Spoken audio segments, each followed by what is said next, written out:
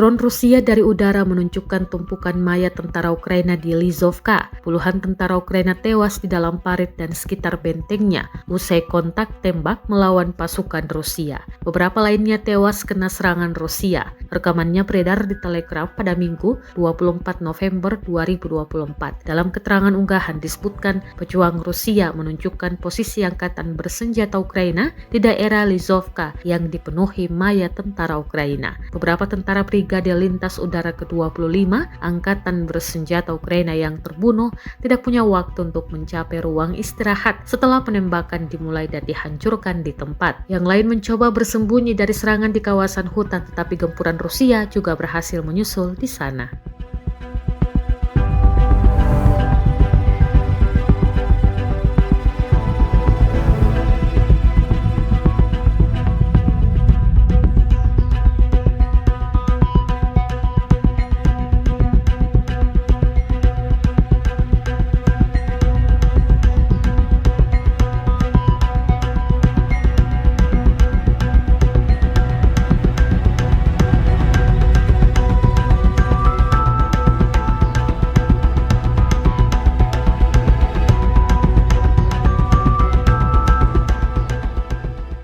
Download Tribun X sekarang, menghadirkan lokal menjadi Indonesia.